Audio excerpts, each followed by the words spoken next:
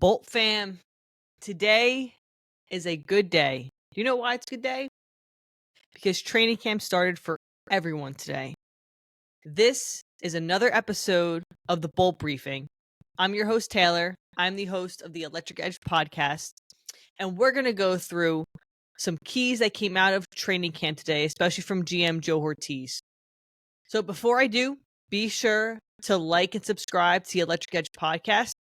Also, share some content with other Chargers fans. I read all my comments. I love to engage with fans. So be sure to comment, like, subscribe to the Electric Edge podcast. Now, without further ado, let's get into 5 takeaways from training camp today. So let me pull up Chargers.com. And a lot of this news was circulating today on X.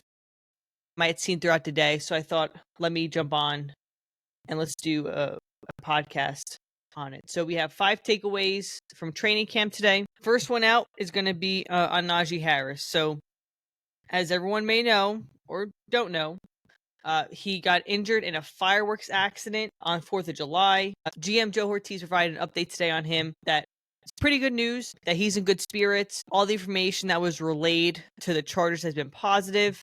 The Chargers have not seen him yet. It says in the article here that he's still working with doctors. Ortiz says he's finishing up with doctor's appointments to report today. We'll get our eyes on him. Good news that there's really no structural damage with the eye, anything that can keep him out long term. If he's going to report to training camp, hopefully by next week, if all appointments go well, we may see him in pads, but that's to be determined right now. He is working with doctors at Stanford, which I found me interesting. They're taking this pretty seriously, making sure that he's getting the best care to take care of that eye and get him back into pads and with the Chargers. The plan for Najee Harris right now is to put him on the NFI list, which is the non-football injury list. Hortiz says nothing is set in stone, but probably put him on the NFI list to begin with. Let him get himself ready, then he'll get out there. Najee Harris is a workhorse. It says in the article here, he's rushed for 1,000 yards in each of his seasons while in the league. I think he comes back.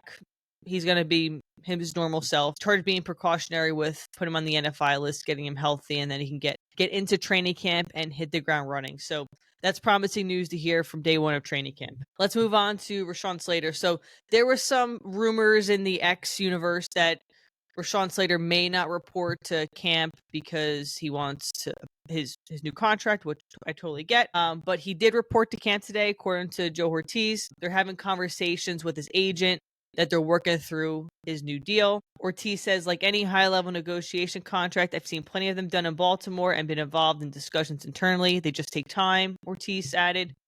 Every conversation has been great.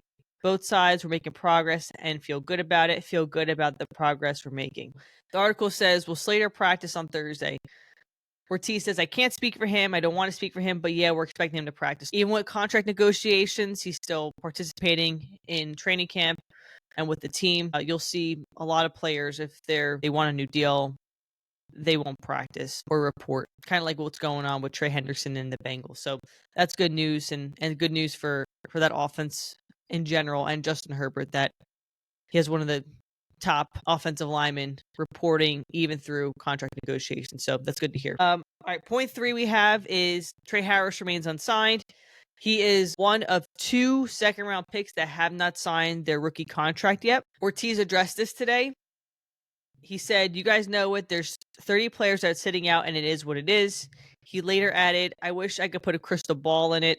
I hope it's done soon. I hope he gets out here and practices. Practice is vital for everybody, not just him, everybody.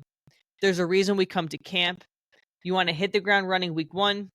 Every day missed affects everyone differently, but certainly you want guys out here practicing, so hopefully we have him out here soon. The article goes on to say, Hortiz said Harris did not report to camp Saturday with the rest of the rookies, but added there's no animosity between anyone. I think it's just somebody's got to sign, and all of a sudden you have layers. Hortiz says, I get it on both sides. I'm not mad. That's the business side of it. Hopefully these talks progress similar to how Slater's talks are progressing, and he gets into camp by this week. I really think that Harris is a crucial part of the success of this offense for this year, and more time away from the team doesn't benefit him, doesn't benefit the offense, doesn't benefit the team in general. So I'm optimistic that the deal will get done. There's a business side to it. I get it. You know, I had mentioned this. Someone had commented on, I think it was my video I put out yesterday, the whole dynamic with the NIL deals in college, I think it's hurting these rookies coming into the league because they can make more money staying in college than they can in the NFL wherever they get drafted. I have faith in Hortiz in that front office to get a deal done. Hopefully by this week, if not early next week. Okay, number 4, Mike Williams on the PUP list. I brought this up in my video yesterday. Ortiz addressed this today. He said it's just something small and that Mike Williams can be out there any day now, which is fantastic news. He said he also feels the same way about Elijah Molden, which is great. Love to see him back out there. He had a rough injury last year, and he's going to be a big part of that secondary, so that's good to hear. Ortiz says they're both close. They could be any day. You guys could come out one day and they're not here. The next day they'll be out there practicing. They can come off anytime. Just one quick thing about Mike Williams. So we don't know what the injury is, but just from a personal perspective, I've had multiple ACL reconstructions, and I can tell you that sometimes even I'm a year post-op from my last ACL reconstruction, and I'm still dealing with some lingering effects from it. Soreness, tightness in the morning if I'm doing major activities. For all we know, it could be related to this, just kind of like a nagging pain or soreness or tenderness from that reconstruction, but we don't know what it is. So that's just speculation on my part, but just to give some perspective that with those types of surgeries, there's sometimes you'll get swelling, stiffness, tightness a year and a half post-op. So that's just from my perspective, it's kind of normal. Okay, and the last point on here just says Bolt's excited to get to work. It's safe to say the team was fired up to check back into the. Diane Henley said there's a lot of enthusiasm, a lot of excitement just to get the season back on the road. Tackle Joe all at it. I think it's a great time to get together as a team, be able to work on your technique.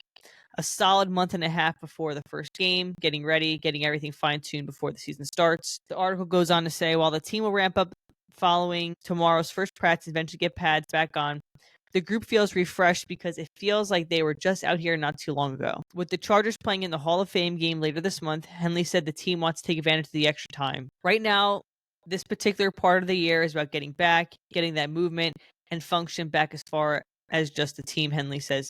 The best thing about it is we're not too far removed from minicamp, so Jesse back here with the guys so soon just to get the machine back in motion. Also on Henley, he had shoulder surgery in the offseason. I read today that he is ready to go for week 1, so that is promising news. So hopefully training camp goes well for him, preseason goes well, and he hits the ground running week 1 against the Chiefs. Henley also added, we can't wait to play football. We get to play football this month. It's kind of crazy.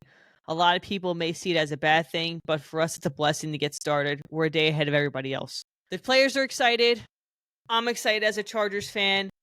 I hope all you Charger fans out there that tune in to the Electric Edge are just as hyped as I am. If you're going to be at training camp this week or next week, let me know in the comments. Would love to hear about your experience, what you're looking forward to if you're going in the upcoming days. Like I said, I will be at training camp in San Diego on the 23rd. If you're there or if you're going to be there, please let me know. Would love to meet some of my fans.